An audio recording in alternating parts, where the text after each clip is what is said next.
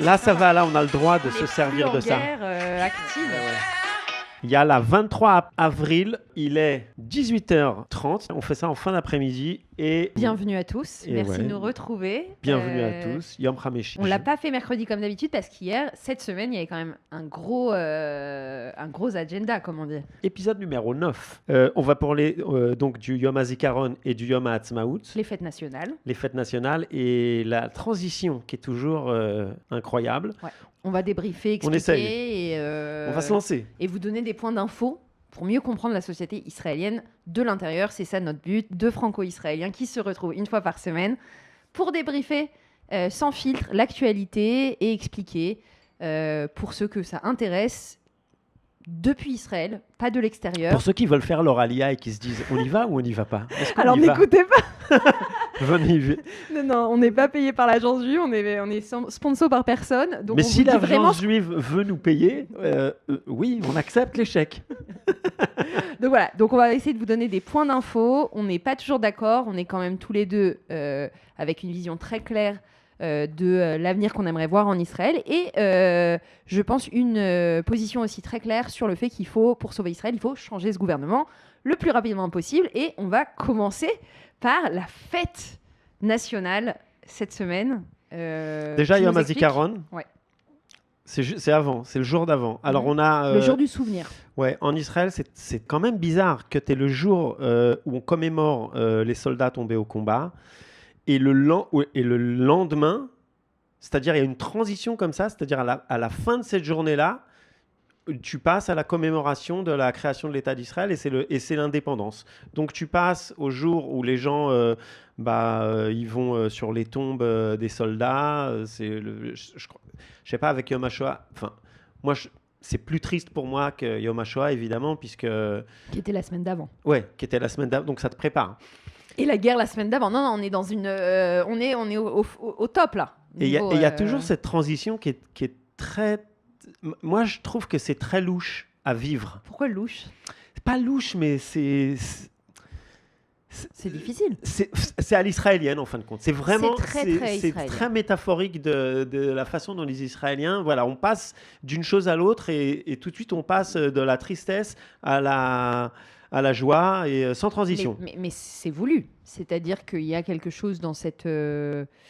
identité du peuple juif et de la conception même de cet État qui a été tellement attendu et qui est né le 14 mai 48,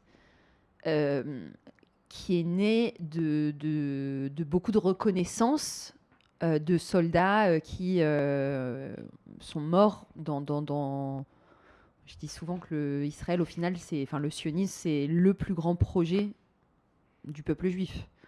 Et donc, au final, on sait qu'il y a eu un prix et qu'il y a encore, malheureusement, et ça tu le dis souvent, un prix à payer pour notre existence. Et donc, en fait, c'est très lié. Mais dans la façon, je pense, dans la philosophie israélienne, il y a ce truc qu'en fait, on va rapprocher les deux parce qu'ils sont liés, mais on va pas faire les deux le même jour. C'est-à-dire le jour de fête nationale, il va être un jour qui va être 100%, 200% heureux. Et avant ça, pour pouvoir fêter totalement, on va honorer les soldats tombés et les victimes du terrorisme qui sont mortes aussi. Et donc, il y a un truc quand même, moi, je trouve très émouvant et très, très fort, en fait. Et j'ai pensé à ça, mais c'est bizarre parce que je suis là depuis presque 12 ans, j'ai jamais pensé à ça. En France, même aux États-Unis, il n'y a pas du tout un jour de commémoration où c'est tous les soldats, tu vois, morts au combat, tous les pères fondateurs, les machins. Il n'y a pas ce... Enfin, c'est quand même... Il n'y a pas un truc le 14 juillet où ils déposent le soldat inconnu à l'Arc de Triomphe? Oui, non, mais je me trompe. c'est toutes les guerres. Enfin, tu vois, est-ce qu'il y a un truc quand même, nous, on voit à la télé, à la radio, il y a les noms qui se défilent. Les gens, ils prennent cette journée pour vraiment partager des histoires. Et même quelqu'un qui est mort à la guerre d'indépendance en 1948, on va raconter son histoire à la télé le soir, on va entendre parler. Enfin, il y a un truc comme ça qui est une mémoire très vivante, je trouve. Et ce qui fait que c'est très triste aussi. Ce qui est très triste, c'est que tout se mélange à chaque fois, pour moi, dans ma tête. Tu vois, déjà, ça commence la veille, donc il y a la sirène encore une fois, cette fameuse sirène, on en a parlé la semaine dernière. Mhm. Euh, C'est à 20h, c'est ça? ouais, la première sirène est à 20h, donc déjà, c'est rien que C'est la 1 ou 2 sirène. minutes de silence. 2 minutes, je C'est une crois. minute la première et le 2 lendemain, minutes. c'est 2 minutes. Ouais. Et je sais pas pourquoi il y en a deux pour Yom HaZikaron, mais bon, c'est comme ça. Il y en a deux. Et donc, t'en as une le lendemain à 11h de 2 minutes. Et généralement, moi, je vais tous les ans, les dernières années, j'étais à l'école de mes enfants parce que à chaque fois, il y a un TEKS, il y a une espèce de... Cérémonie. Oui, il y a une cérémonie. Donc, il y a des chants. Bon, c'est un peu chelou, c'est à l'israélienne, mais généralement, je vais à l'école. Mhm. Et donc, tu es avec les autres parents et puis les enfants, ils sont il y a une estrade et puis ils font ils lisent le nom des soldats. Généralement, on se rappelle des soldats qui sont tombés dans cette école, qui viennent de cette école. Mhm. Et là, comme ma grande, elle va plus à l'école et que le petit, il est dans une école qui est loin, je me suis dit où je vais aller. Mhm. Et j'ai été à Kikar Dizengoff, qui est devenu un peu une espèce d'Andarta comme ça. C'est devenu un endroit de recueillement, puisque depuis le 7 octobre, les gens ont pris... je ne sais pas comment ça a commencé, mais les gens se sont mis à déposer les photos au début des morts du 7 octobre, et puis après des soldats. Et c'est devenu un peu... ça fait un peu cimetière quand même. Ouais. Et donc, Pour ceux qui connaissent bien Tel Aviv, la place Dizengoff, c'est une place centrale, très animée. Il y a encore pas si longtemps, il y a plusieurs années, il y avait une fontaine emblématique de toutes les couleurs. C'était un point de rassemblement. Ils l'ont rénové cette place avec plein de pelouse, donc les gens maintenant s'assoient, c'est piéton, mais tout et tout. Et au milieu, au milieu, maintenant, ils ont non seulement retiré cette fontaine de toutes les couleurs, ce qui avait déjà un peu, je trouve, il y a toujours la fontaine, mais ils ont enlevé les couleurs. Mais, donc, mais du coup, c'est un peu, tu vois, Ouais. je trouve ça retire déjà un peu du peps qu'il y avait un peu avant. Et comme tu dis, depuis le 7 octobre, c'est-à-dire que tout le tour de cette fontaine donc, est sur le rebord et maintenant par terre. Il y a les stickers que les gens ont créés des personnes qui sont mortes le 7 octobre, avec une sorte de slogan ou de motto comme ça qu'ils avaient, avec la date du 7 octobre. Et comme tu dis, tous les soldats qui sont morts depuis. Ouais. Donc c'est énormément de soldats et de policiers également. On voit voilà, des cadres. Et après, il y a eu toute une activité, d'ailleurs, un projet social d'une petite jeune qui est venue et qui a invité les gens à dire... à les encadrer. À les encadrer. Donc ça a été vraiment maintenu.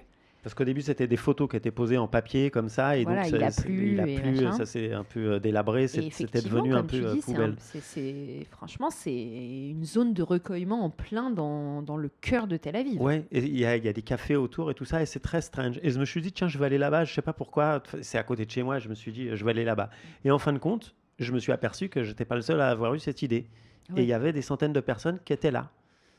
Wow. Et le lendemain, pareil, à 11h, c'était devenu vraiment un endroit de recueillement et c'était très spécial. Ouais. Parce que généralement, c'est plus organisé là où je vais. Et donc, c'est dans l'école, tu vois. Bon, c'est carré. Alors que là, c'était un peu... Spontané, voilà, spontané. Les gens étaient là. Moi, le Yom HaZikaron, je crois que c'est le plus dur de l'année. Parce qu'à chaque fois, voilà, quoi. Vietnam, quoi. Ça me relance, ça me renvoie au Liban, ça me renvoie à l'époque où j'étais soldat, des copains à moi qui sont morts, qui sont restés au Liban. Et même après toutes ces années, je sais pas, ça doit faire plus de 30 ans, tu vois, ça reste. Bien sûr. Et à chaque fois, je me dis, bon, cette année, ça va être plus... j'ai l'habitude. Je vais pas pleurer, je vais pas... j'essaie que ça... Parce que ça te gâche ta... Enfin, je sais pas que c'est fait pour, mais bon... Tu rentres dans un espèce de... Je sais pas, tu grattes un truc et tu re-rentres dedans à chaque fois. Mm-hmm. Parce qu'en plus, je pense que dans le judaïsme, il y a ce truc du souvenir des morts, on fait donc il y a l'enterrement, ensuite il y a la Shiva, donc les 7 jours, ensuite il y a le mois, ensuite il y a d'autoflagellation comme ça, tu vois. Pourquoi je sais pas, parce que des fois, je trouve que c'est malsain, mais j'arrive pas à m'en dépêtre. Dans quel sens malsain ? De toujours revenir là-dessus, tu vois. Et des fois, tu as envie d'oublier. Comme souvent, les soldats, après l'armée, ils partent.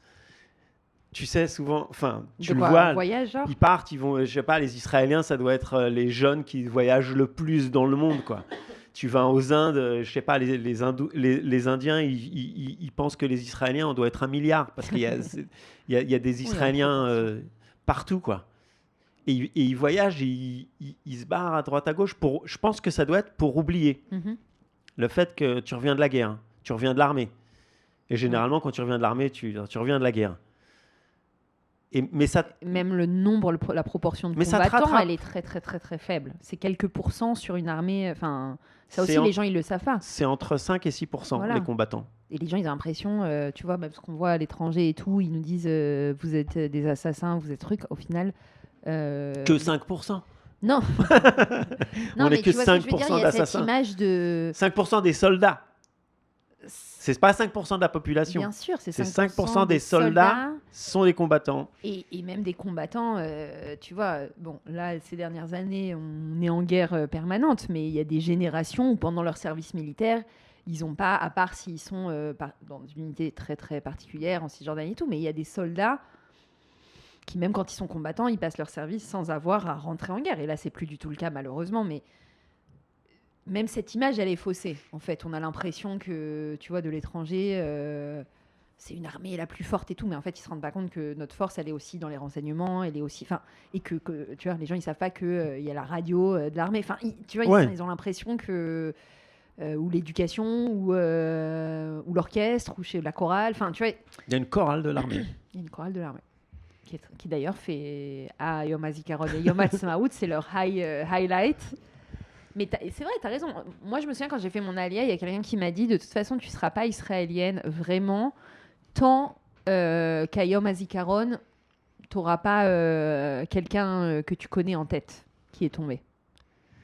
Ouais, Bienvenue en c'est un Israël. droit de passage un peu de, tu vois, d'être, C'est-à-dire, c'est tout le monde en fait. ouais, C'est tout le monde autour de toi. t'as toujours Et- quelqu'un, oui. Et ça, c'est quelque chose qui te plombe dans le sens où ça te. C'est c'est- c'est très dur à expliquer en fait, parce que dans d'autres parties du monde, des jeunes de 18, 20 ans, 25 ans, ils connaissent pas, à part des Moi, accidents de la route. Moi, j'ai des potes, enfin, j'ai des potes, j'ai des anciens amis de l'armée qui, au Yom HaZikaron, ils se retrouvent sur la tombe de certains des soldats qui étaient avec nous. Et j'y suis allé, tu vois, bah, ça fait, je sais pas, ça fait quand même depuis 93, tu vois, les potes à moi qui sont tombés. Et j'y suis allé 2, 3 fois, mais j'y vais. Là, par exemple, cette année, j'y suis pas allé. Et les autres, ils continuent à y aller? Oui, il y en a qui continuent à y aller tous les ans. Pour la famille ou pour... Je sais pas, c'est peut-être aussi le fait de se revoir. Et moi, ça me fait trop. J'y arrive pas. Ouais. Quand j'y vais, après, je reviens. J'en ai pour une semaine à. Attends, Ça reste. bien sûr. Ça me relance, tu vois, les images du Liban, tous ces trucs-là. Et je me dis, non, je vais faire light cette année. Je vais aller, Bah, je non, vais aller au mais Dizengoff Center à la place. non, mais tu as totalement raison. Enfin, je pense qu'il y a beaucoup de gens pour qui c'est vraiment un trigger de post-trauma et ça rencontre chaque Israélien. Enfin, tu vois, par exemple, à Yom HaTzmaout, on va transitionner, on va expliquer aussi Yom HaTzmaout, mais à la fête d'indépendance qui est donc le lendemain, mon mec il m'a dit, tu penses qu'il y aura des feux d'artifice et tout, et je lui ai dit mais non. Enfin, je pense qu'il n'y aura plus jamais de feux d'artifice en Israël. Tout le monde est post-traumatique. Ouais, Le moindre je pars. pétard, les gens Ouais. ils sont, le moindre klaxon, ils sont en panique. Et c'est vrai qu'il n'y a pas eu cette année Non, de feux. Mais tu vois, enfin, même cette pensée-là, je me souviens qu'il y a quelques années, ils disaient ouais, les feux d'artifice c'est pas bon pour les chiens, ça les stresse et tout. Mais mon Dieu, mais en quelques années où on en est arrivé, que tu sais que cette journée en elle-même, quoi qu'il arrive, elle réveille chez une énorme partie de la population des traumatismes Ouais. énormes.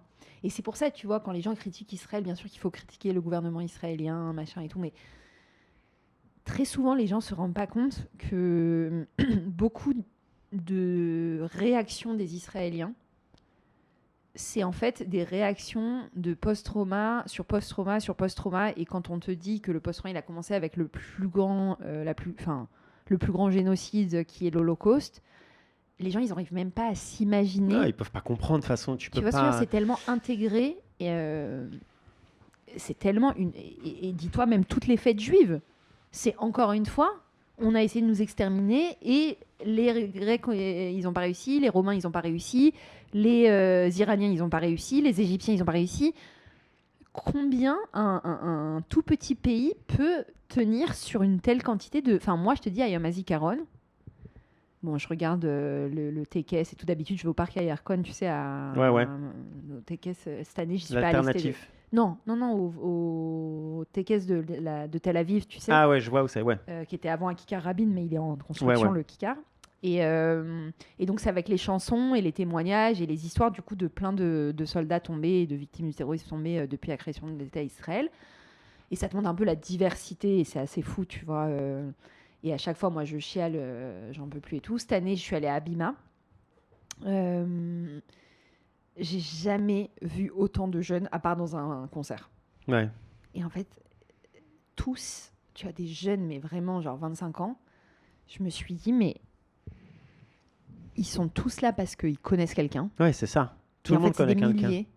Et c'est leur génération, tu vois, ils sont dedans. Toi, t'en parles avec le recul et tu vois comment ça t'est difficile. Je me dis, eux, ils sont dedans dans ce moment-là. Ils ont perdu leurs amis à Nova, ils ont perdu leurs amis à la guerre. Ils sont encore rappelés et tout. Et je me suis vraiment dit, combien de Kiev, combien de douleurs il y a dans ce peuple, en fait. Combien de... Oh, et c'est en plus, c'est... Enfin, moi, je me rappelle quand j'ai fini l'armée, je me rappelle que je me disais, mais c'est quand même dingue que je sois encore là. Tu vois, parce que c'est tellement aléatoire. Tu vois, ceux qui tombent et ceux qui restent. Tu vois, tu fais tes classes avec des gars, et puis 3 ans après, tu vois, tu fais le compte, et puis il y en a 3, 4, 5 qui sont restés. Et à chaque fois, tu sais, t'as ces idées qui te passent par la tête, qui te disent, mais pourquoi, enfin, comment j'ai survécu à ça ? Pourquoi moi j'ai survécu et les autres, ils sont morts ? Et qu'est-ce qui serait devenu ? Enfin, tu vois, c'est... Ouais. Et ce genre de truc-là, au Yom HaZikaron, c'est ça qui revient à chaque fois. Et des fois, moi, personnellement, des fois, je me dis, putain, j'aimerais bien quand... D'un côté, je suis content que ça existe. Et d'un autre côté, je préférais que ça n'existe pas. Enfin, je sais pas, c'est très dur à expliquer. À chaque fois, j'ai un livre chez moi. C'est le livre de mon bataillon qu'on avait fait quand on a fini l'armée. Donc, il y avait des photos, et puis chacun avait écrit un petit truc et tout ça. Et je l'ai gardé, ce bouquin, tu vois. Et à chaque fois, je regarde, je feuillete et je vois les têtes des gars. Et tu feuilletes, t'es là, et tu tombes sur une tête, tu dis, ah, celui-là, il est mort. Et il y en a un, je rentre dans des trucs, je sais pas pourquoi. Il y en a un, je l'aimais pas. et des fois, ça me fait mal au cœur, tu vois. Parce que il était dans ma plouga, je vais pas dire son nom parce que je veux pas lui je veux pas quelqu'un. Mais enfin, on s'entendait très mal, lui et moi. On était dans la même unité, tout ça. Mais tu vois, on s'aimait pas du tout, quoi. Et lui, il est mort au Liban. Et tu vois, j'ai sorte de culpabilité. Ouais, que je l'aimais pas, qui m'énervait. Et des fois, je vois sa photo et je me dis, putain, mais... Parce qu'il y a un truc un peu qui sanctifie aussi les soldats qui sont morts au combat. Ouais. Et avec les années... Et toujours ces histoires, parce que quand tu vas dans les TKS et tout ça, héros et tout ça, ils te parlent d'héroïsme et tout ça, alors que pas du tout, quoi. Tu vois, enfin, t'es pas un héros, t'es là, quoi. T'es là, tu fais ton job, tu meurs pas en héros. Quand ils meurent à l'armée, enfin, c'est rare. C'est quoi mourir en héros pour toi ? Il y en a qui meurent en héros, c'est-à-dire qu'ils font un truc très héroïque et ils en meurent. Ils sauvent quelqu'un, tu vois, bon, il y a une grenade et le gars, il se jette sur la grenade, ok ? Donc lui, il meurt en héros. Mais la plupart du temps, non, tu meurs pas en héros. Tu es là, tu fais un truc et tu meurs. Et tu te fais tirer dessus, tu as une bombe. Et on te parle et après on héroïse. On héroïse. Ouais. On fait de l'héroïsmation, je sais pas. Et on dit, ouais, c'est un héros. Alors que non, c'était juste un mec de 18 ans qui voulait vivre. Il voulait pas mourir en héros. Oui. Ils ont donné leur vie.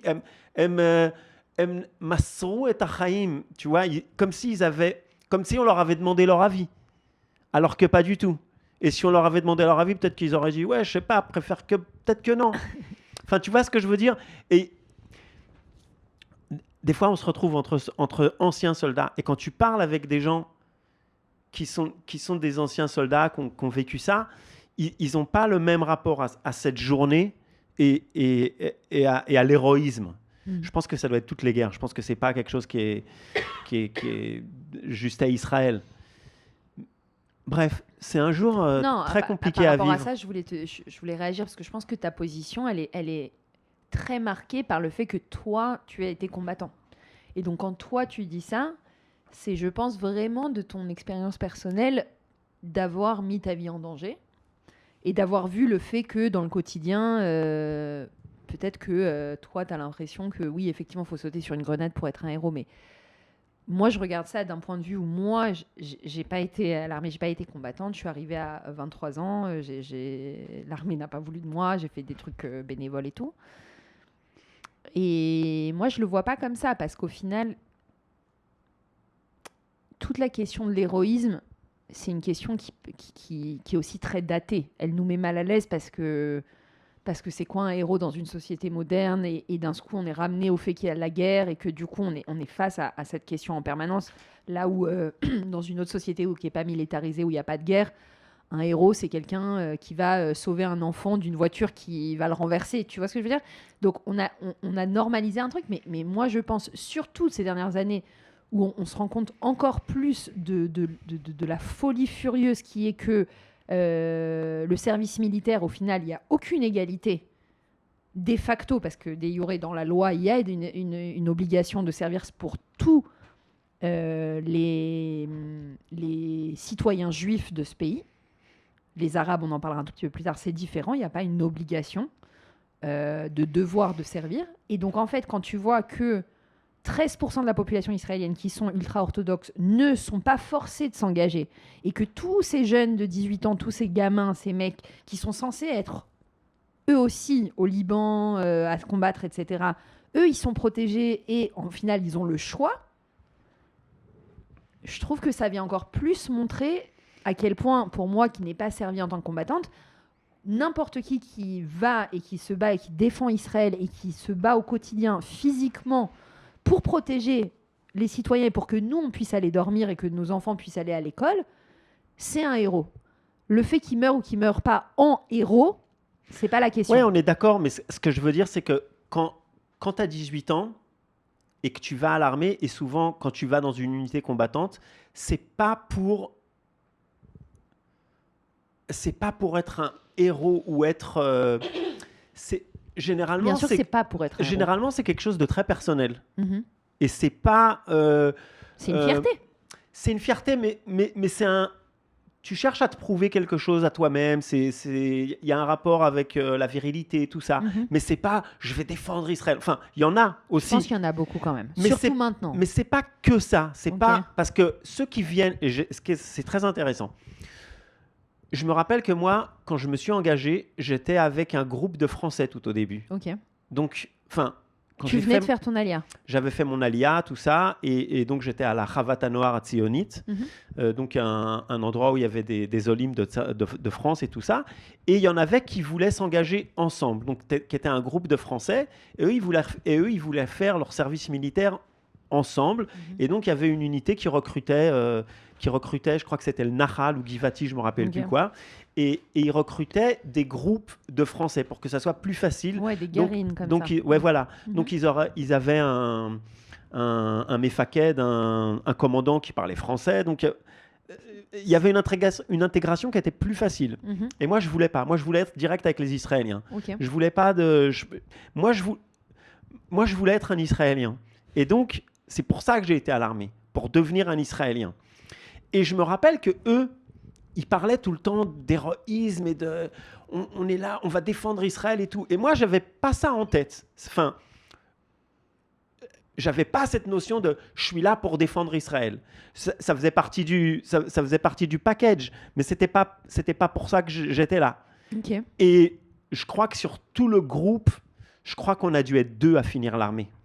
Et je crois que de mon année, je crois que je suis le seul combattant à avoir fini l'armée. Peut-être qu'on est 2 qu'on était dans les paras, qu'on a fini. Et les autres, ce sont tous ceux qui avaient des grands discours sur l'héroïsme, sur sauver Israël, sionisme et tout ça, les ultras. Et eux, ils n'ont pas tenu le coup. Et toi, qu'est-ce qui t'a fait tenir le coup? Je pense que encore une fois, c'est quelque chose de très personnel. C'est de pas... C'est la honte que j'aurais eue de ne pas tenir le coup.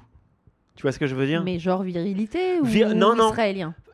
Face à ce que je m'étais promis, face à mon père, face à ma famille, au fait que j'ai quitté la France et que j'ai voulu faire un truc et revenir la queue entre les jambes, j'aurais eu trop honte, tu vois. Okay. Et parce que souvent, je me suis dit, mais qu'est-ce que tu fous là, quoi? Parce que quand tu arrives de ta banlieue, je sais pas, moi j'ai grandi à Aulnay-sous-Bois, Bondy, Drancy, aucun rapport. Un an après, tu te retrouves dans un Hercules, ils ouvrent la porte et ils te disent, vas-y, saute. Et d'où tu sautes? Mais je me rappelle que j'avais cette réflexion de Français qui se disait, mais qu'est-ce que tu fous là, quoi? Arrête tout de suite. Tu vas pas sortir par la porte de cet avion en vol. Ne le fais surtout pas, parce que c'est un truc de fou, quoi. Et ceux qui ont grandi en Israël et qui ont été modelés là-dedans, souvent c'est beaucoup plus simple pour eux parce que bon, il y a les parents, il y a tout, il y a la famille, il y a un truc. T'as grandi ça à l'école et tout ça, mais quand tu arrives de France et moi, il y avait un truc très spécial. C'est qu'à chaque fois, j'étais volontaire. Encore une fois, pour pas avoir la honte de pas être volontaire. Mais c'était un truc très... Donne un exemple de volontaire. Par exemple, je te donne un exemple super concret. Par exemple, au cours de parachutisme, c'est-à-dire que moi j'étais dans les paras, et donc tu as le cours où ils t'apprennent à sauter d'un avion. Donc tu fais le cours et tout ça, et puis il y a le jour où tu te fous dans un avion, l'avion décolle, 400 mètres, tu arrives à Hatzerim ou à Tseelim, quoi que ce soit, Palmachim. Ils ouvrent la porte, il y a un groupe, et hop, et comme dans les films, quoi, tu sautes. Et il y a vraiment un truc où c'est un peu un... C'est un mifran d'être je sais pas comment tu dis mifran. C'est un test, un examen. C'est un test d'être para. Parce que tactiquement, tu n'as pas vraiment besoin des parachutistes aujourd'hui. Tu as des hélicoptères et tout ça. Ça ne sert pas vraiment au point de vue tactique. L'armée n'a pas vraiment besoin de parachutistes. Mais ils font faire, et ils gardent encore une fois les paras. Et je pense que faire sauter certaines unités, toutes les unités d'élite sautent, font un cours de parachutisme. Ouais. Pourquoi? Parce qu'il y a un test. Okay. Est-ce que tu vas sortir de l'avion ou est-ce que quelqu'un va te pousser ou parce qu'il y en a qui décident de ne pas se lever. C'est-à-dire, tu es assis dans l'avion. Il faut t'imaginer un avion, ce n'est pas un Hercule de parachutiste. Ce n'est pas comme les avions que nous, on connaît quand on prend l'avion, qu'on va en France. Tu n'es pas assis sur des sièges. Tu as des longs bancs comme ça. Tu as 4 bancs qui sont... Des strapontins. Voilà, des strapontins qui sont le long de l'avion. Les soldats sont assis. Tu es accroché avec un harnais, un câble qui est dans l'avion. Et ce câble-là est accroché au dos de ton parachute. Et donc, c'est pas que tu sautes et que tu ouvres toi-même ton parachute. C'est qu'il y a un espèce de câble comme ça qui t'accroche au dos de ton parachute. Et quand tu sautes, le câble se tend. Et au bout de 8 mètres, ça ouvre automatiquement ton parachute. Ok, je ne rentre pas dans les détails parce que sinon, ça va durer 1 heure. Et donc, les soldats sont assis et tu as une lumière rouge qui va s'allumer dans l'avion. Ça veut dire, levez-vous, mettez-vous en rang et approchez-vous de la porte. Là, tu as le gars, tu as les techniciens de l'avion qui vont ouvrir la porte et tu as le premier soldat qui se met dans la porte. Donc, c'est-à-dire, imagine-toi une porte d'avion. L'avion est en l'air, et le premier soldat a les mains dehors. Et les autres sont en rang derrière lui, et l'avion se met en ligne jusqu'à l'endroit où ça va être le déclenchement du parachutisme. Donc, le premier soldat, c'est le pire. Parce que lui, il a déjà la tête dehors, tu es là, t'as le mec qui est derrière toi littéralement qui te retient de pas tomber. T'es super stressé, t'es là, c'est la première fois, t'es dans la porte et t'attends que la lumière passe au vert. Et une fois que la lumière passe au vert, le technicien, 1, 2, 3, et là, les gars, ils sortent les uns après les autres. Et le but, c'est de faire parachuter, on va dire, une cinquantaine de soldats en moins de 20-30 secondes, okay, pour qu'ils atterrissent au même endroit. Okay, c'est pas genre comme dans les films, il y en a un qui saute, il y a l'autre qui arrive. Non, c'est très technique. Ok. Et le pire, c'est d'être le premier. Ouais. Okay. Oui, ça n'a pas l'air fun d'après ce que tu dis. Et donc, à chaque fois, il demande qui veut être volontaire pour être dans la porte. Évidemment, déjà que personne n'a parachuté, donc personne dit oui. Et donc, exemple concret, moi, comme un con, je lève la main. Mais pourquoi? Pour pas qu'ils disent que moi, j'ai peur de parachuter. Mais tous les autres, ils ont peur. Oui, mais moi, je veux pas qu'ils le sachent. Et donc, à chaque fois, je me faisais Et des... les autres, ils savent que tu le fais pour ça? Non, ou ils ont les l'impression autres, que t'es un guibord et ouais, que... les autres, ils se disent, putain, Il est celui-là, chaud, le il est mec. moche, alors que pas du tout. Bah, c'est exactement tout le contraire. Et à chaque fois, c'était comme ça. Peut-être que c'est toujours comme ça. Peut-être que à chaque fois, c'est... Mais tu vois, encore une fois, c'est un rapport, tu vois, à Giborim, les héros, tout ça. Ce qui est sûr, c'est que une fois que le soldat il est mort, il y a un besoin aussi de cette giborisation, Oui. tu vois, de cette héroïsation. Parce que Ouais, je mais pense des que fois, c'est tu terrible. passes à côté des... T'as vu la série de Cannes, Totseret et Haaretz? Non. Alors, je vous fais une recommandation, vraiment super série. Et je vous dis pas exactement comment c'est lié parce que sinon je vais vous gâcher la série. Mais vraiment exceptionnelle. Les séries de la chaîne 11, qui est la chaîne publique en Israël, Cannes, sont vraiment connues et réputées pour être vraiment exceptionnelles. Et là, c'est sur... Enfin, il y a toute une histoire entre un grand-père et un petit-fils qui vient à Arad, donc dans la périphérie, dans le sud, dans le désert et tout. Donc on voit déjà vraiment la société israélienne, pour ceux que ça intéresse, de vraiment découvrir certains aspects de Arad, etc. C'est super intéressant. Et il y a tout ce truc-là du mythe du père qui est donc... Il y a le grand-père et il y a le fils qui a 25 ans. Et il manque le père qui est tombé donc il y a plusieurs années au combat. Et c'est justement sur ça, sur ce truc de besoin de héros. Et qu'est-ce que c'est un héros qui est tombé au combat? Et est-ce que chaque soldat qui a fait partie du système et tout, et donc qui a servi, au final, sa mort est pas par hasard. Mais elle a servi à protéger Israël. Mais là où il y a vraiment je pense, beaucoup de douleurs, c'est ceux qui sont tombés dans des accidents, par exemple. Les accidents de l'armée, chaque année, chaque guerre, il y a des soldats qui tombent parce que accident, parce que Ouais. feu... comment ça s'appelle, là, les feux, quand tu tires contre quelqu'un de Alors, ton... ça s'appelle un doute en hébreu, un doute zdadi. Oui, c'est-à-dire un t'as tiré tir, contre ton tu- propre... Et ça nous est arrivé au Liban.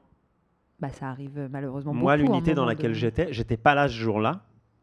Mais donc, il y avait une embuscade des paras. Donc, ce qui se passait à l'époque quand j'y étais au Liban, c'est que... En quelle année? C'était en 93. Mhm.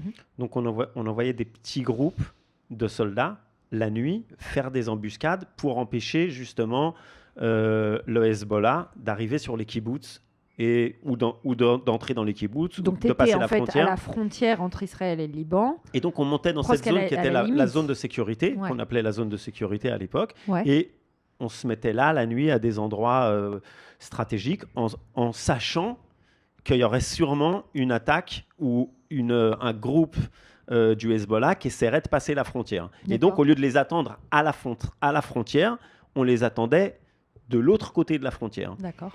Et donc, des fois, donc, il y a ces embuscades qui sont séparées en deux groupes. Parce que ça dépend de la topographie, bref. Et donc, c'est deux groupes de la même unité qui se séparent. Mhm. Et à la fin de l'embuscade, il faut qu'ils se retrouvent. Tu vois ce que je veux dire? Ouais, bien sûr. Et donc, encore une fois, c'est très technique, on ne rentre pas dans les détails, mais quand le deuxième groupe est remonté vers le premier groupe, Ouais. le premier groupe a cru que c'était Le Hezbollah. le Hezbollah et ils l'auront tiré dessus. Et les autres, comme ils se sont fait tirer dessus, ils ont répondu parce qu'ils ont vu qu'on leur tirait dessus. Et le temps qu'ils s'aperçoivent ce qui s'était passé, 3 morts. Wow. Et imagine que tu es le soldat qui survit à ça. Donc tu sais que Toi, tu as tué un de tes camarades. Ouais. Donc, quand je te parle de Giborim, de héros et tout ça, Ah, c'est terrible. Et c'est c'est vraiment... terrible d'avoir ça. Et tous les ans, et moi je me rappelle, j'ai eu des discussions avec un de mes potes qui me disait, je sais que c'est moi. Je sais que c'est moi. Moi, je savais que c'était pas moi, je n'y étais pas. Mais lui, il me disait, je sais que c'est moi. Et je lui expliquais, mais non, ça peut pas être toi. Parce que je lui inventais des histoires, t'étais pas... Pour le calmer, mais... Et lui, il doit continuer à vivre avec ça. Et, et, et ça, généralement, tu sais, quand on te parle du Yom HaZikaron et tout ça, tous ces trucs-là, Bien généralement, ça passe un peu à la trappe. Et d'ailleurs, là, pour ceux qui le savent sûrement pas, ces dernières années, depuis surtout le 7 octobre, il y a beaucoup des dizaines de suicides Tellement. de Tellement. soldats. C'est complètement... Donc le suicide, il faut le dire, dans le judaïsme, c'est interdit, c'est vu comme quelque chose, c'est-à-dire quelqu'un qui s'est suicidé ne peut pas officiellement être enterré dans un cimetière juif, etc. Enfin, c'est très compliqué. Et il y a une sorte de faille dans ce que tu décris, de comment on gère ces anciens soldats qui se suicident parce qu'ils ont soit fait par eux-mêmes quelque chose qu'ils ne peuvent plus vivre avec, ou vécu ou vu, qui sortent... Et je ne sais pas si tu as vu à Yom HaZikaron, il y a eu un truc, moi j'ai cru que c'était un fake, j'ai pas compris. Après j'ai vu que c'était une amie à moi qui est super sérieuse, donc j'ai essayé de chercher. Avant le 7 octobre, il y avait 9000 personnes qui sont considérées post-traumatiques, tu vois, avec des problèmes liés à du trauma de guerre. Et après le 7 octobre, donc là, Yom HaZikaron, on était à 90 000. Mais c'est clair. Et en fait, évidemment que c'est clair.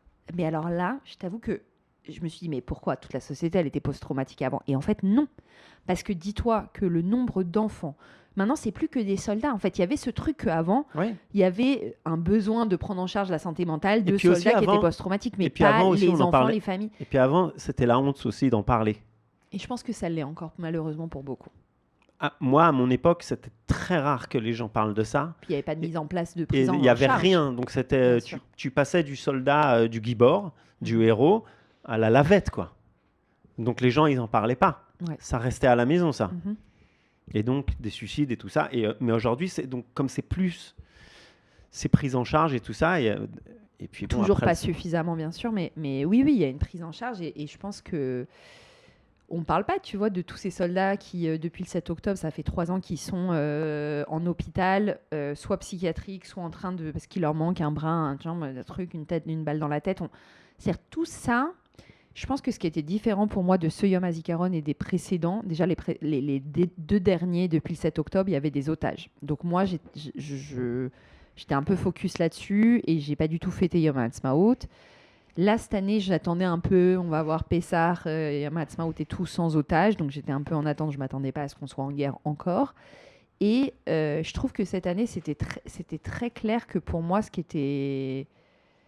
était dur, en fait, c'était que...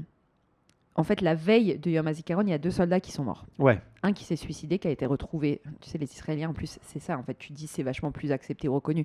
Comment ils ont dit ce soldat qui a été retrouvé sur une mort, donc qui s'est suicidé? Ils ont dit un soldat a été retrouvé genre inconscient, les mort, Lor Ruachaim, sans vie sur une tombe. Ça veut dire quoi? Donc, tu te dis mais attends, ça veut dire quoi? Il a été retrouvé, il y a personne qui lui a tiré dessus dans un cimetière. Oui. Et en fait, tu te rends compte qu'il est allé se suicider donc sur une tombe d'un de ses amis qui est tombé au combat. Et ça, c'est la veille de Yom HaZikaron. Et peut-être parce que je suis là depuis moins longtemps que toi. Mais tu sais, le Yom HaZikaron, c'est le pire des jours pour les anciens soldats. Bien sûr. C'est le pire des jours. Bien sûr. Il y en a qui... Oui, et tu sais, si je me trompe pas, comment il s'appelait celui qui s'était... oui, celui qui s'était immolé, là. Immolé. Itzik Smadja? Non, pas Smadja. Itzik quelque chose. Eh bien, il s'était immolé, je crois, à Yom HaZikaron. Mais il faut vérifier, je ne suis pas sûre à 100%. Mais le fait est qu'un soldat qui avait été combattant, qui avait été post-trauma, n'avait pas été pris en considération, etc., il en était arrivé à un tel désespoir qu'il était allé s'immoler devant une base militaire.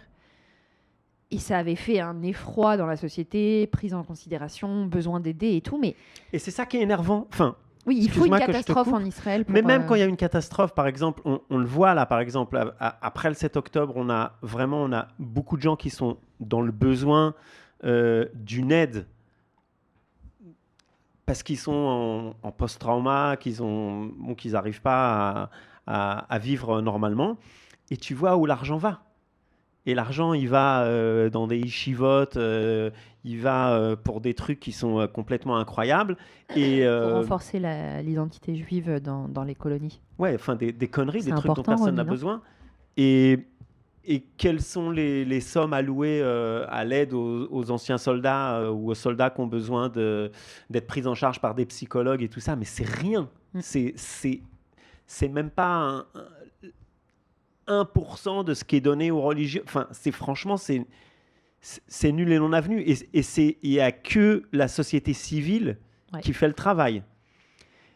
Et donc, on passe de ça à Yom HaAtzmaut, jour d'indépendance, grand gala, tout le gouvernement qui est là à pavoiser. Voilà. Donc ça, c'est un grand truc en Israël. C'est comme si le 14 juillet... Et c'est très dur à avaler. Enfin, encore une fois, ouais.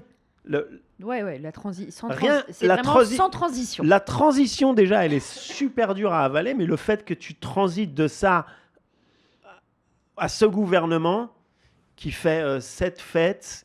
Oui, avec je ne sais pas combien de millions, je crois que c'est 8 millions de shekels de corruption qui est investi dans cette commémoration, dans cette cérémonie. Imagine 8 millions qui seraient donnés pour aider des soldats.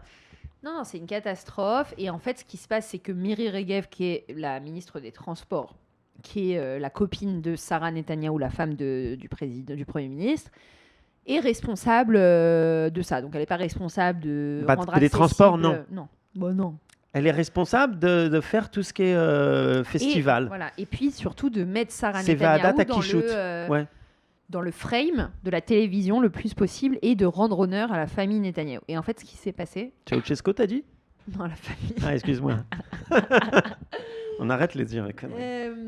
Ce qui s'est passé cette année, c'est vraiment à mes yeux l'apogée d'un truc complètement dingue où en fait on était dans une cérémonie officielle de Corée du Nord, quoi. Ouais. La plupart des gens d'ailleurs ont refusé de... Alors oui, il y avait même une cérémonie alternative. Oui, faut le dire quand même. Faut le dire aux avec gens des dizaines de milliers de participants alternatifs à ce qui se passait en la télé en live, où le président argentin est venu, En fait, c'était tellement une mascarade et c'était tellement une honte. C'est-à-dire, ils font allumer la tradition, c'est de faire allumer des torches. À une dizaine de personnes symboliques de l'année à qui on veut honorer. Ouais. Et c'est vraiment, normalement, un honneur incroyable. Et les gens refusent. Ça. Et il y a aussi le prix Israël, donc le prix national de culture, d'écrivain, le lendemain. Et depuis quelques années que ce gouvernement fait de la folie, il y a pas mal de gens qui refusent. Et en fait, comme maintenant le gouvernement il a tellement peur de la mauvaise pub qu'on leur refuse, ils essayent même plus de faire semblant d'être un peu impartial. Enfin, c'est impartiaux. Donc, ils sont allés cette année full on sur des gens qui les soutiennent, donc qui soutiennent le régime, pour ne pas avoir de refus. Et donc, tu te retrouves avec un truc qui n'est pas du tout représentant. Moi, je me souviens, il y a quelques années, c'était hyper émouvant. Il y avait toujours, tu vois, je sais pas, quelqu'un du Nord, quelqu'un du Sud, un nouvel immigrant, un Druze, un Arabe, une femme éthiopienne, un truc. Il y avait un truc de diversité culturelle, de force du peuple juif. C'était un honneur. Et aujourd'hui, ou même pas du peuple juif, de tout Israël d'ailleurs. Il y en a qui le voient aujourd'hui. J'ai vu qu'il y avait, par exemple, il y avait eu des sportifs donc, qui étaient venus là cette année. Il y a eu le chef Asaf Granit, j'ai pas compris, genre. Parce qu'il est très connu, que c'est une célébrité. Et qu'il a et dit puis c'est des gens qui ont un ego surdimensionné, qui veulent avoir un frame de eux en train d'allumer une massoa, quoi. Et alors qu'ils savent pertinemment, qu'ils disent, qu'en venant, ils disent oui à ce gouvernement, puisque, je pense que la plupart des gens en Israël, quand ils voient ce festival-là, ils sont contre cette cérémonie, excuse-moi. Donc il y en a qui... ils arrivent à en faire venir quelques-uns. Il y avait une judoka, il y avait Non, le parce gars que qui oui. fait de l'athlétisme. Il y a des jeunes comme ça. Bon, je sais pas, ils doivent pas être assez politisés pour dire non ou pour savoir ce qu'ils Où ils font. veulent pas rater l'occasion, Voilà. tu vois, c'est Ok, quand même parce un que, honneur oui, c'est un- incroyable. T'es en prime time à la télé. C'est juste qu'aujourd'hui, moi, je l'ai regardé le truc. Je me suis dit, je vais la tenter. Tu J'ai vois. regardé des petits morceaux. Je l'ai regardé en direct, l'ouverture Je me du suis truc. sacrifié pour le podcast. Je ne peux pas en dire autant. Euh, Et en fait, tu vois le truc. Je vous invite vraiment tous à chercher le petit clip d'ouverture avant que Bibi et Sarah Netanyahu rentrent sur scène, triomphant comme ça. Un Ouais. peu, ça faisait un peu Avenger. Tu sais, on arrive dans la lune, là, on descend de l'avion et on va conquérir le monde. Et le petit clip, tu vois, bon, c'est un truc hyper nationaliste. Bon, ça, à la limite, tu vois, c'est vous voulez montrer, on est en temps de guerre, vous voulez montrer la force de l'armée et tout, machin. Et en fait, c'est Bibi, le narrateur. Il y a des images hyper grandioses, comme si, en fait, c'était Netanyahou qui gérait tout. Tu vois, limite, c'est lui qui va se battre au Liban. On le voit de temps en temps avec un fond, mais super fake, super mal fait, avec le drapeau d'Israël qui bouge comme ça, et le mec, et on voit, tu sais, le contour là, bleu fluo, machin. Donc même pas essayer de faire semblant que c'est bien fait, tu vois. Et Parce que la Corée du Nord, quand ils font ça bien. bah oui, C'est ça. ouais. C'est qu'on on est- le fait bien ou on même le fait quand- pas. Même quand on fait des trucs de Pourtant, dictature. Startup Nation, il fut un temps. Ouais, mais je Et donc, pense que attends, et donc je finis. Et donc, en gros, voilà, pour ceux qui n'ont pas vu, on voit ce truc complètement ultra, comment on dit, testostéronisé et tout Ouais. machin. Et donc, moi, je tiens justement pour le podcast, je me dis, je vais écouter de quoi tu vois. Et au bout de genre 1 minute 30 de propagande, j'entends Bibi, tu vois, on voit les photos des otages. Et là, j'entends Bibi qui dit nous avons ramené en vie tous les otages. Et là, j'ai dit non, c'est trop pour moi. Ce mensonge, ouais, c'est tu clair. les as laissés crever. La famille Biba, il y a 46 otages Ouais. qui étaient kidnappés en vie, pris en otage sous ta responsabilité, qui sont morts. Il y a eu 251 otages au total. 46 étaient en vie, sont morts parce que tu n'as pas su les ramener en vie. Et tous ceux qui ont été libérés, c'est clairement grâce à Witkoff et Kushner et Trump, et certainement pas grâce à toi. Et là, je me suis dit, Oui, surtout qu'on cette on le sait. Andasa Que Toda'a, je sais pas comment on dit ça en français, cette manipulation de cerveau. Hein. de la perspective, en fait, de comment c'est perçu. Je peux pas. Et donc j'ai arrêté au bout de, je crois que ça a duré 1 minute 23 jusqu'à ce moment-là, parce que je me suis dit, mais comment on peut, sans avoir honte, mentir à ce point-là et faire un truc de propagande?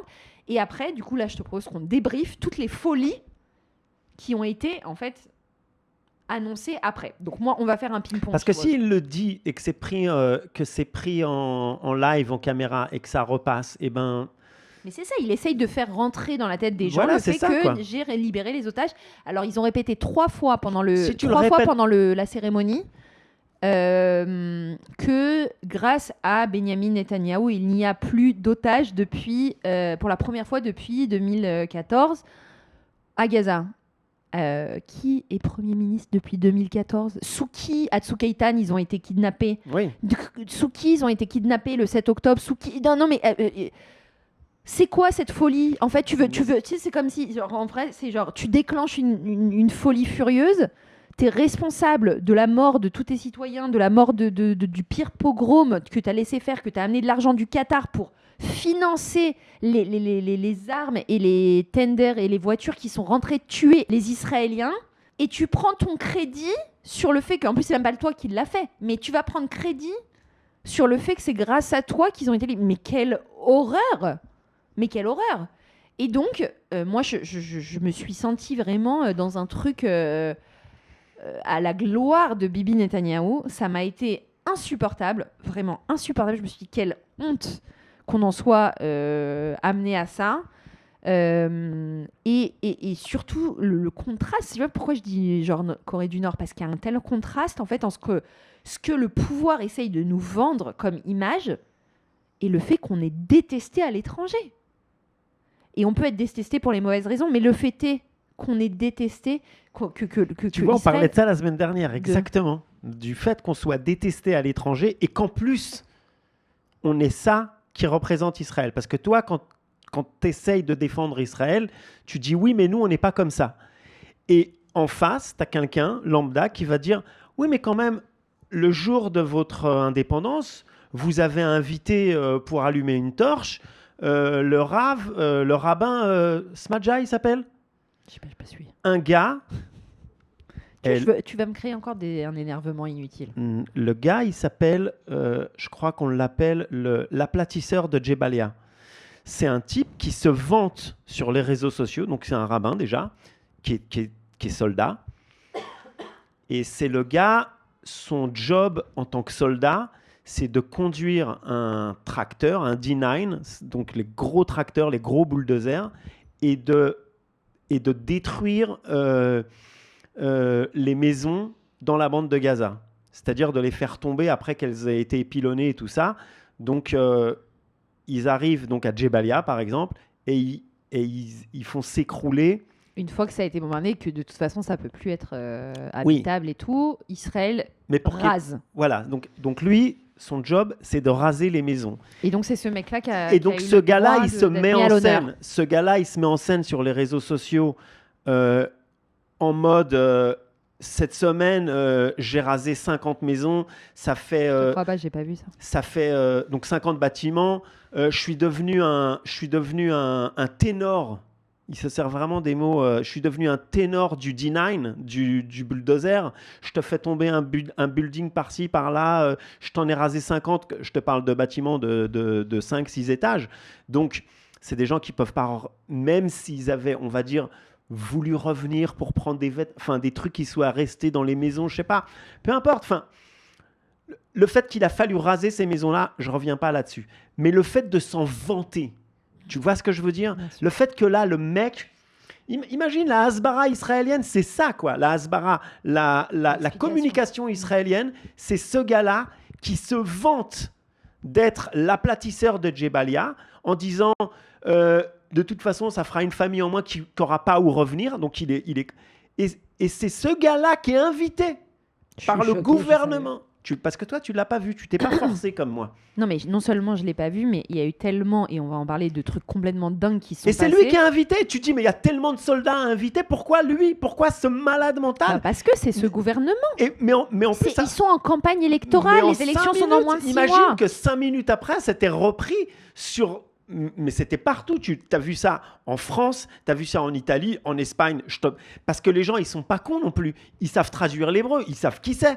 Et donc, en 5 minutes, ça a fait la page du Figaro en disant « Bon, vous dites tout le temps que vous êtes l'armée la plus morale du monde et tout ça, mais bon, vous avez quand même ce gars-là et vous le mettez. Et c'est pas que vous avez honte de ce gars-là, c'est que vous le mettez en avant. Et c'est ça qui c'est indéfendable. Donc nous, on est sionistes, pro-israéliens, on est là à essayer de défendre Israël. Et t'as notre gouvernement, et t'es pris entre deux feux. T'es pris entre le Hezbollah et ces connards. Et voilà, quoi. Et la semaine dernière, on en parlait, je te parlais de Ben Gvir et tout ça, et tu me disais, mais de toute façon, ils nous haïront de toute façon. Mais là, on les aide un peu quand même. Non, je dis pas qu'ils nous haïront de toute façon. À une époque, je pensais... Non, mais tu te rappelles qu'on a eu cette discussion, ouais. Oui. À une époque, c'était moins clair, mais... C'est évident que là, tout ce qui se passe d'ailleurs, donc le Hayom Ha'atzmaut, il y a aussi une grande tradition qui est le Chidon Atanach, ouais. Je sais pas comment on traduit ça. Les questions...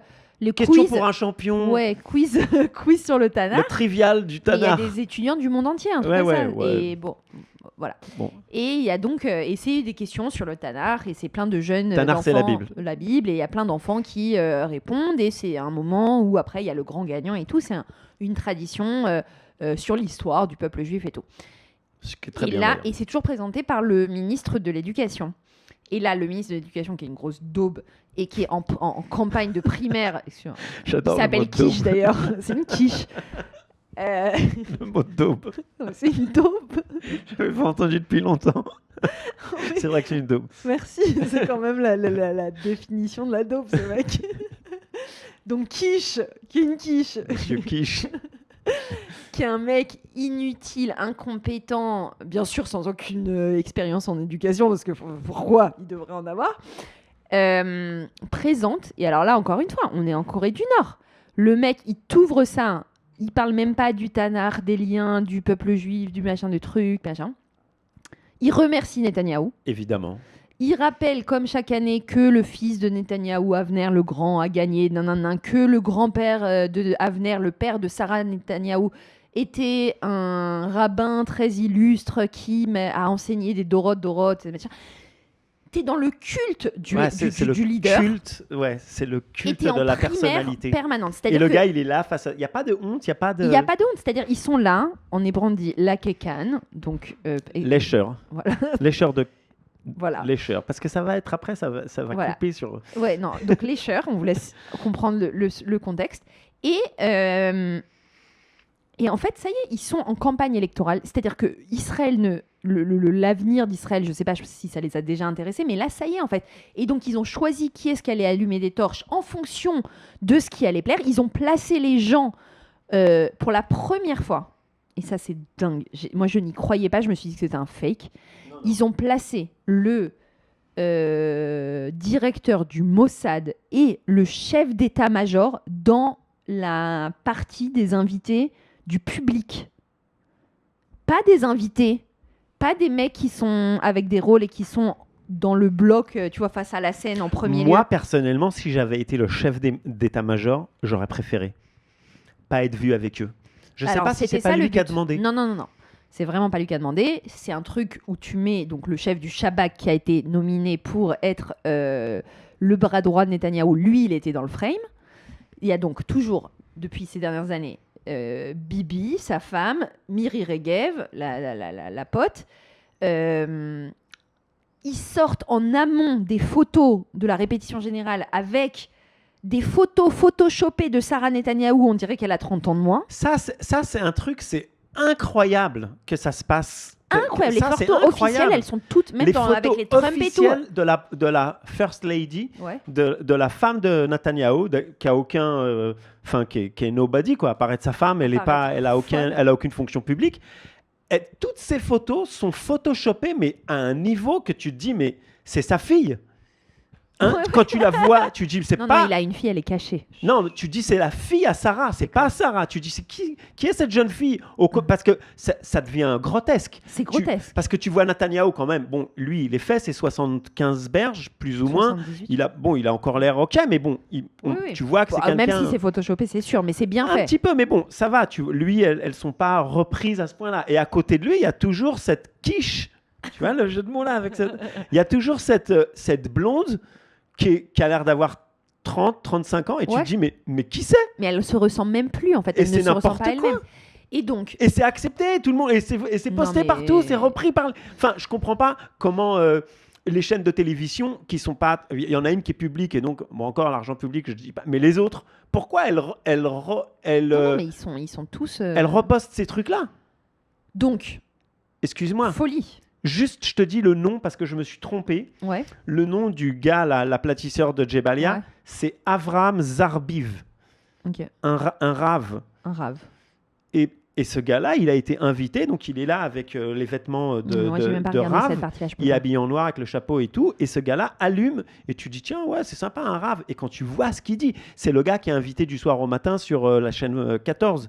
La chaîne de propagande nationale. Et le gars, et sur cette chaîne, il lui demande et alors, t'as rasé combien de maisons cette semaine ? Et le gars, il lui dit, je sais pas, je pense que j'en rase, je sais pas, au moins 50 par semaine. Mais c'est horrible à voir. Parce que tu dis, ces gars-là, ils font tellement de dégâts à l'étranger. Parce que c'est repris. Après, on se sert de ça et on dit, mais voilà, alors c'est vous, ça. C'est ça, les Israéliens. Et c'est pour ça que... Et va expliquer que non, c'est pas nous. Ah, mais c'est ce qu'on fait ici aussi. C'est de dire, écoutez, dans n'importe quel régime... Oui, mais c'est quand même ça. Qui bascule c'est quand même ça d'une aussi, démocratie à une démocratie illibérale, voire à une autocratie, ou je sais même pas comment, machin, avec des nuances suprémacistes, des nuances messianiques, etc. Ce qui est mis en valeur, ce n'est pas la vie, c'est la mort. C'est ça qu'on vit en fait au quotidien. C'est-à-dire là où, même quand on dit santé, tu sais, quand on fait chin-chin en hébreu, on dit lechaim, à la vie. Le principe de ce qu'on a toujours pris fierté en Israël, c'est ce truc qu'on n'est pas comme nos ennemis et que nous, on met la vie au-dessus de tout. et qu'on n'est pas comme nos ennemis, les terroristes, qui, eux, sont prêts à utiliser leurs enfants, leurs femmes, leurs personnes âgées comme boucliers humains, qui sont pas prêts, que nous, on n'est pas prêts à utiliser et tout ce truc est manipulé. Et en fait, tu te rends compte que même nous, on perd pied, en fait. Même nous, on perd Israël qui est ce qu'on veut voir et ce qu'on veut être. Mais moi, je perds un peu espoir. Si c'est ça qui est glorifié dans notre société. Même parce que le narratif, c'est qu'on a été à Gaza parce qu'on n'a pas eu le choix. On est d'accord ? Bah oui, le 7 octobre, on n'a pas eu le choix. 7 octobre, il a fallu aller à Gaza, les otages et tout ça. Mais quand tu as des gars comme ce Zarbiv, là, qui viennent t'expliquer que non, en fin de compte, le but, c'est de raser Gaza, c'est qu'ils n'aient pas où revenir. Et que dans les faits, c'est ce qu'il est en train de faire. Ouais. Et qu'il est invité par le gouvernement à allumer. Tu te dis, bon, bah, il y a deux narratifs, en fin de compte. Il y a deux Israël. Il y a toi et moi, et puis il y a le gouvernement qui font un autre truc. Ouais. Et comme le gouvernement représente le pays, eh ben, tu as du mal à défendre Israël, puisque c'est eux Israël. C'est eux les représentants d'Israël. On est encore une démocratie. Donc c'est lui, notre Premier ministre. C'est lui qui a été élu. Ben Gvir, c'est notre... Oui, mais là où et tu vois ce que je veux dire ? Et il y a un truc qui est très compliqué, parce que quand on vacille dans cette folie, mais on est encore une démocratie. Déjà, je pense que les gens qui sont... Déjà, je pense qu'il faut partir du principe que la guerre, ça pourrit une société. Ouais, mais lui, par exemple, tu vois qu'il était pourri déjà avant. Mais c'est pas qu'il a été pourri parce qu'il a vu Ronnie, tellement... La guerre, elle n'a pas commencé le 7 octobre. Quelqu'un qui a grandi dans un bastion comme Ben Gvir, de mecs dans les colonies, de mecs d'extrême droite. Ils ont des idéologies qui sont pas comme toi et moi. Ils sont pas là, ils veulent pas la paix avec les Palestiniens. Ils sont une minorité. Il faut comprendre, et ça c'est hyper important que les gens ne comprennent pas. Bien sûr qu'ils ont été élus. On nous dit oui, Netanyahou il a été élu et tout. Bien sûr qu'ils ont été élus, mais le système électoral israélien renforce les partis qui sont des petits partis. Il donne aux petits partis la possibilité de construire ou de faire tomber une coalition. Et donc, ça donne une disproportion totale à des mecs qui sont des ultra-orthodoxes, qui sont des colons, qui sont pas représentatifs d'une majorité dans la société israélienne du tout, mais qui prennent un poids exponentiel et dont la voix est projetée parce qu'on a besoin d'eux. Donc, Miri Regev, qui est la petite soldate personnelle de Netanyahou, ce qu'on lui a dit, c'est tu dois... l'échamer est ta coalition, tu dois garder notre coalition entière. Et donc, à 6 mois des élections, pour pas que la coalition elle tombe, tu dois faire, comment dire en hébreu, naïm bagav, c'est-à-dire faire des petites caresses gentilles. Caresser dans le sens du poil. Merci, caresser dans le sens du poil. Tous les mecs qui sont potentiellement des mecs qui vont lâcher la coalition et du coup nous amener aux élections. Et donc, c'est ce qu'ils ont fait. Donc, ils prennent les mecs les plus extrêmes, ils les renforcent. Ils disent Bibi Ameler, Bibi t'es le roi. Et en fait, King Bibi. King Bibi. Et tu es dans une folie où le but, c'est même... Ça les a jamais vraiment intéressés ce que les gens pensent à l'étranger, mais c'est-à-dire ils sont dans une surenchère permanence de violence, de haine, de glorifier des trucs ultranationalistes. Et ça va que empirer jusqu'aux élections. C'est-à-dire, si là, vous nous écoutez en vous disant non, mais ça va aller, c'était parce qu'il y a eu Yom Ha'atzmaout, ou ça va aller une fois que... Non, jusqu'aux élections, il faut se préparer à une folie furieuse, ultranationaliste, qui va vous donner l'impression, et qui va nous donner l'impression, parce que ça fait partie de leur stratégie, qu'on est une minorité, que la majorité est complètement folle, que la majorité est complètement expansionniste, que la majorité est complètement pour les colonies.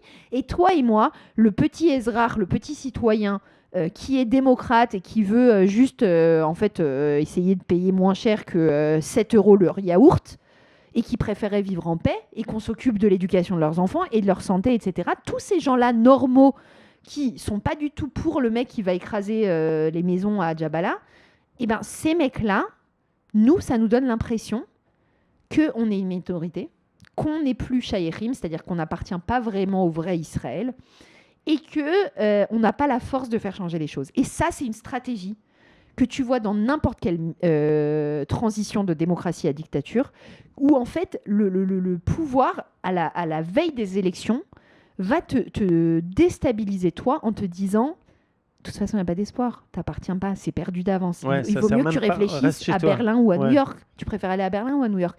Et en fait, Moi, je préfère New York, personnellement. moi aussi. Quoique, au final, je me dis que les Allemands, ce sera peut-être les derniers à nous... Après ce qu'ils ont fait. Et donc, et ça, c'est quand même quelque chose d'assez fou. Et il y a une chercheure, professeure à l'université de Ben Gurion qui s'appelle Maya Mark, que j'adore. Je la connais, évidemment. Ouais, qu'on adore, même personnellement. Que je trouve être une des personnes brillantes. Vous pouvez la suivre sur Facebook et traduire automatiquement. Vraiment, c'est ultra, ultra, ultra intéressant, sa C'est position. Maya Marx avec un S à la fin. Avec un S. Ça sera plus facile à trouver. Marx, avec un K, M-A-R-K-S. Et donc, elle a écrit un truc il y a quelques jours ou quelques semaines qui était vraiment là-dessus, qui montre en fait une sorte de mouvement historique en fait dans les pays qui sont vraiment dans notre état catastrophique, où tu vois qu'en fait les suprêmes leaders, Ouais. ils font tout en fait pour justement pas que tu te dises on peut On a une chance. reprendre notre pays, c'est que un truc temporaire. En fait, ils Ouais. te font toi-même douter Ouais, il y a un de lavage ta de cerveau. Ouais. légitimité. Et donc, plus le monde nous critique et renforce en fait le fait qu'il n'y a qu'un seul Israël et que le seul Israël qui existe, c'est celui de Netanyahou et de Ben Gvir, non seulement c'est complètement faux, tu vois, on le voit souvent dans les commentaires, 70% des Israéliens veulent exterminer le monde entier, hein, genre ce style-là. Non seulement c'est totalement faux, c'est basé sur absolument rien, mais en plus, ça affaiblit ceux qui sont le seul espoir à une alternative. Et c'est là où, quand les gens sont un peu catastrophés et tout, ou n'ont pas d'avis, en fait, ils se déconnectent d'Israël. Les gens, ils se déconnectent.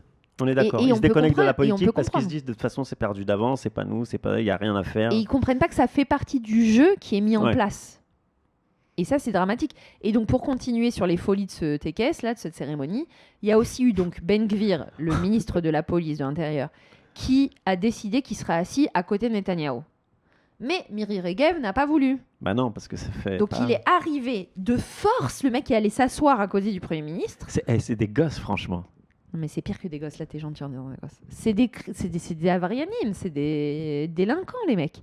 Et donc il rentre de force, lui, Tali Gottlieb aussi. Elle a poussé les mecs de l'entrée. tout Elle ça. est ministre, elle Non, elle est députée. Elle est députée. Du Likoud. Alors elle, bon, on n'en parle pas. Vas-y, continue. Et donc Ben Gvir vient pour s'asseoir à côté de Netanyahou. Miri Regev lui met un full stop et le mec se barre totalement. Ouais, il a dit si je m'assois pas à côté de lui, si je suis pas dans le frame, je me casse. Donc lui, Je il vais se barre. pas être au deuxième rang. Deuxième ou troisième, on en est, je sais plus à combien, quatrième truc folie, C'est des malades. un mec vient déguisé Mais ça, c'était de fou. en Grand rabbin. grand rabbin d'Israël. Donc avec le full... Beatles. Imaginez-vous Non, mais Imaginez-vous les Beatles. le mec, Avec, il est venu déguisé, mais un mec normal, genre Stam, toi et moi, tu vois. Oui, oui. Et il est passé... donc, La barbe, le chapeau. le chapeau spécifique de ce un rôle chapeau très, très spécifique, unique. ouais, du Et grand rabbin d'Israël. Une togue, une je sais to- pas, ouais, ça- je sais pas comment comment ça s'appelle, un s'appelle. uniforme vraiment Ouais. spécial et avec les fausses lunettes un peu foncées et tout. Vraiment, on dirait le mec, tu vois. Oui, de loin, moi quand j'ai vu la première photo passer, je me suis dit tiens, c'est bizarre, il ressemble pas à lui-même. Mais bon, Moi, je me suis dit, qu'est-ce qu'il fout là? Il est passionniste, tu oui, vois. voilà. Et en fait, Et donc, non, un mec s'est fait passer. Comme c'est soi-disant un ponte, je sais pas quoi, personne l'a checké. ouais. Le mec, il aurait pu être infiltré iranien qui vient tuer Netanyahou. Mais alors, Netanyahou ne peut pas aller à son procès À en son sous-sol Ouais. anti-bombe parce que c'est trop dangereux pour Netanyahou, c'est une prise de risque. Mais et là, tu te dis, non mais c'est des clowns les mecs. En fait, c'est des clowns. C'est un gouvernement de clowns. Moi, le truc qui m'a le plus attristé de tout ça, Mm. Number 2, c'est ce gars-là. Je sais pas si attristé, moi, ça. Je me suis Moi, dit, ça m'a mais rendu, mon Dieu. ça m'a rendu triste un peu quand même de voir ça. Et surtout après, encore une fois, surtout après Yom HaZikaron et surtout après, voilà quoi, tellement de jeunes qui sont morts et t'as ces gars-là qui représentent l'État d'Israël et t'as envie de te dire, mais non, vous êtes qui vous, Bechlal? Qui Bien vous sûr. êtes quelle honte vous mettez à Israël dans le monde entier. Et donc, déjà, il y avait ce gars-là. Mhm. Et le deuxième truc que j'ai eu du mal à avaler, ils ont fait venir un soldat. Je crois que c'était un pilote. Et Mhm. le gars, il était tellement caché derrière des lunettes, une Ouais, mais ça, c'est cagoule. toujours comme ça. Ouais, mais je sais pas, j'ai trouvé ça très En gros, pour ceux malsain. qui captent pas, en général, ils invitent chaque année un soldat donc d'unité d'élite et des renseignements. Et très souvent, par exemple, ils avaient invité l'année dernière les mecs qui ont fait les beepers, l'opération des beepers. Ouais. Et ils étaient 3, si je me trompe pas, full noir, caché. Mais bon, ça, c'est le folklore israélien. Ça, pour le coup, moi, ça me choque pas. C'est toujours comme Moi, ça. j'avais trop. C'est des mecs qui doivent rester. Alors, les invitez pas. Alors, ils Non, ont alors pas. pourquoi je tu sais dois pas leur rendre Non, honneur tu peux leur rendre honneur, mais bon, ils ont pas besoin d'être là. Ah non, ça, moi, je suis pas d'accord. Je trouve je trouve qu'il y a ce fait de se cacher, de cacher ses soldats, de Mais c'est cacher leur caché pour les visage. protéger. Oui, Leur mais int- alors, leur- alors, leur, alors, euh, alors, t'as pas besoin de les faire venir. Si tu veux les protéger, tu peux dire cette année, voilà. Non, parce que tu veux leur donner l'honneur d'allumer une messoa, une torche. c'est Non, ça, très je suis pas d'accord. moi, je trouve que c'est très chelou. Bref, donc voilà. Donc on vous a fait le bilan, je pense, en. On devait parler de plein de trucs et on a parlé de Yom HaZikaron et de Yom Eh ben, HaAtzmaut. vous avez reçu un épisode spécial, voilà, pour rentrer dans les détails de la folie qu'on a vécue. Juste là, ces 3 derniers jours. On peut juste parler, sans transition, si on veut parler puisqu'on est sur l'armée, sur la représentation du gouvernement, de l'image qu'on a à l'étranger et tout ça, de cette histoire qu'il y a eu d'un soldat au sud Liban donc il y a cette photo qui est passée sur tous les réseaux sociaux d'un soldat au sud Liban qui est en train de détruire Statue de Jésus. une statue de Jésus-Christ. Et donc, on voit la photo avec le gars avec le marteau en train de... Et ça aussi, c'est des gens, mais tu te dis, mais le mal que ça fait... Enfin, Non, mais même en une photo. Comment tu peux être fou? Déjà, qu'est-ce qui te passe par la tête? Comment tu peux être fou au point de faire ça? Un Qui sont- symbole religieux? Qui est le commandant de cette unité? Qui sont les gars qui étaient avec toi, qui t'ont pris en photo en train de faire ça? Parce que le gars, il n'était pas Mais tout tu seul. te rends compte, c'est Il y a encore une 5-6 fois des personnes autour de délinquants, lui. ces mecs-là. Et le gars, il est là en train de péter le truc. Mais tu dis, mais c'est quoi? Non, c'est Et vraiment. le gars, et imagine la folie. C'est que le gars, il en est fier parce qu'en fin de compte, le gars, il a posté ça sur sa page Instagram. En mode, encore une fois, regardez les gars, je suis tellement cool. Je massacre une statue de Jésus-Christ. Mais en plus, quel rapport?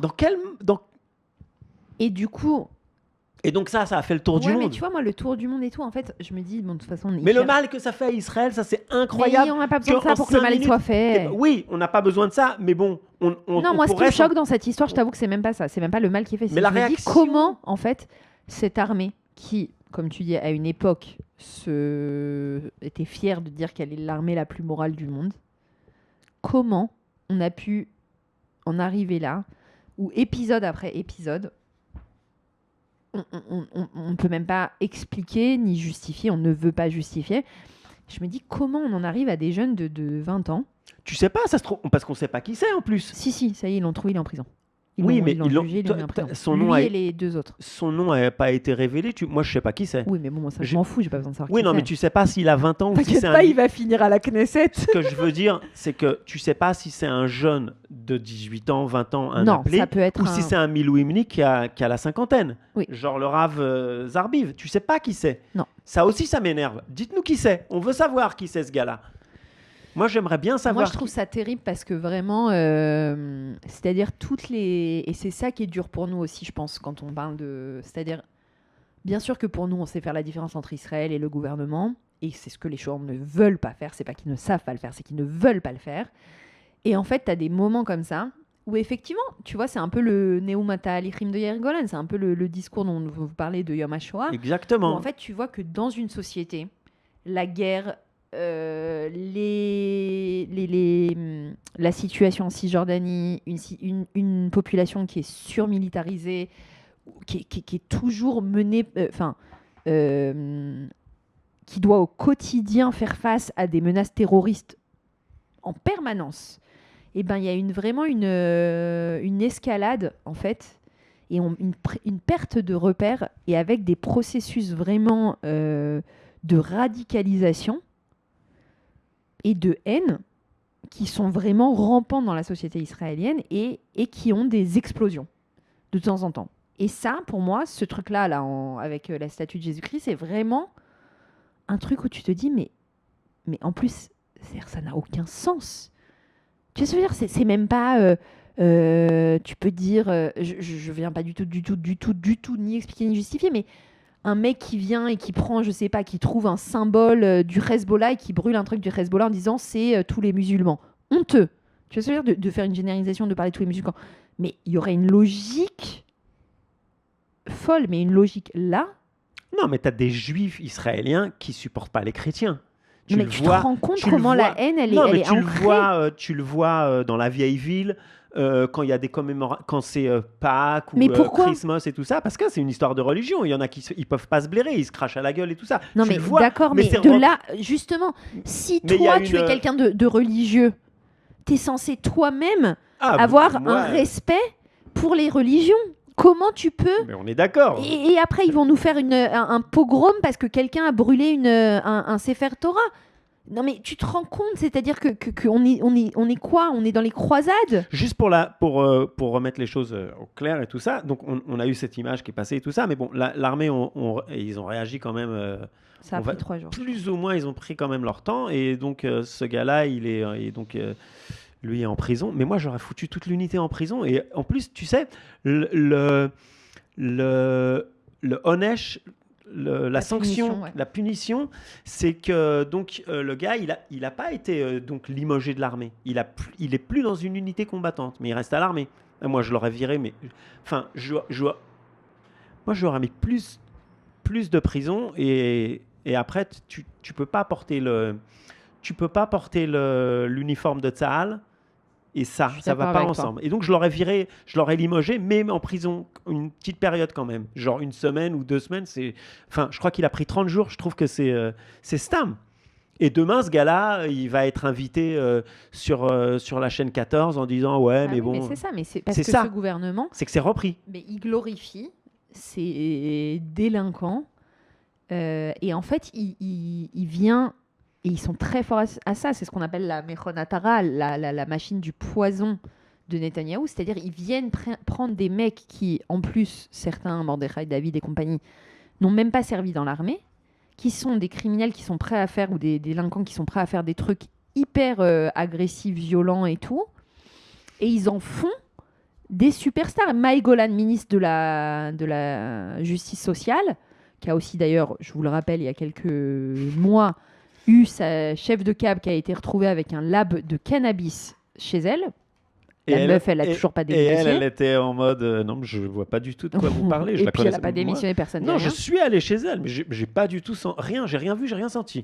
Et donc, ils prennent ces gens-là, et ce Mordechai David qui est vraiment un délinquant qui bloque tout le monde, qui vient attaquer en fait dans la rue des personnalités publiques et aussi des journalistes, qui allait jusqu'à la maison d'une des journalistes parce qu'elle est arabe et qu'elle a dit à la télé Inch'Allah. Ces mecs-là, Maï Golan, ministre dans ce gouvernement, a dit toi, t'es à Korav, t'es à Gibor Shelanon. T'es un Gibor, t'es un héros. Toi, t'es un héros. Et donc, en fait, on est dans un monde parallèle où, en fait, nous, toi et moi et beaucoup d'Israéliens, on essaye de se raccrocher à ce qu'on sait qu'est Israël au fond, à la certitude. Est-ce qu'on se raccroche pas à un truc qui n'existe plus ? Bah non, justement ça, tu vois, c'est ce qu'ils veulent te faire croire. Tu vois, c'est ce que je te demande. Non. Donc, est-ce que je la fais, pour revenir à la question du tout début, c'était quoi la question ? Est-ce que je la fais, mon alia, ou pas ? Ou j'attends encore un peu ? Ou peut-être Canada, États-Unis, puisque de toute façon... Je sais pas. Je vais te dire, je pense que... Pour finir. Oula. To closed. Non, mais il y a un truc quand même de... C'est-à-dire, moi, je sens qu'on est dans une période en tempête totale. Mais tu vois, Yom Ha'atzmaut et Yom HaZikaron, qui sont 2 journées qui sont...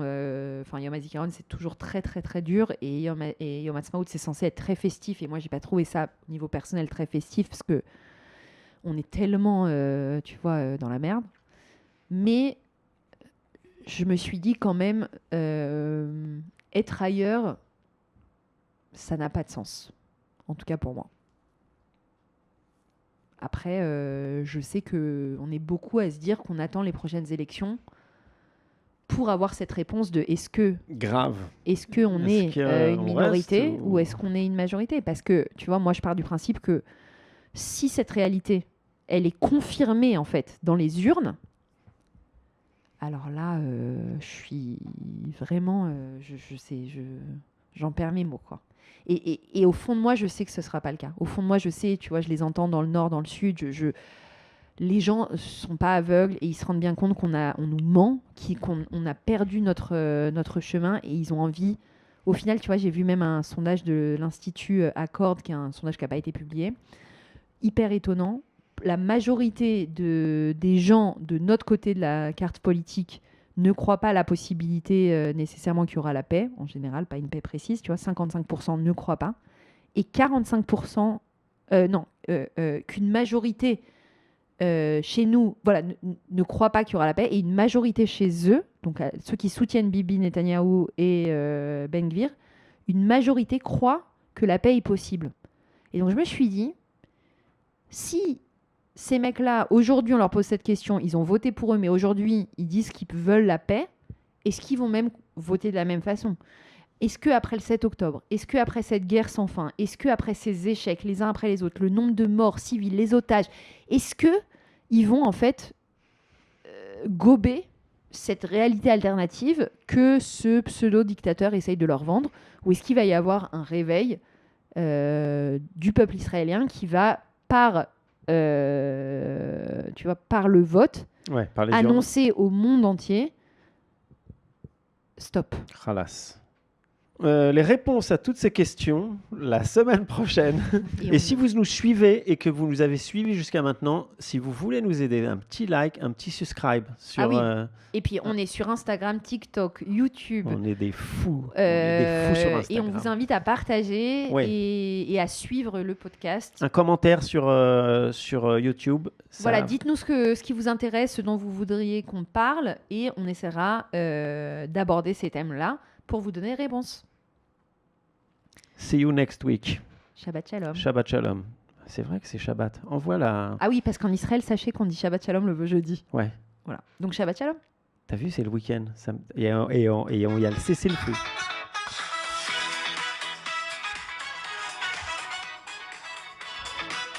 Viens revoir aux gens. Salut. Au revoir les gens. À la semaine prochaine.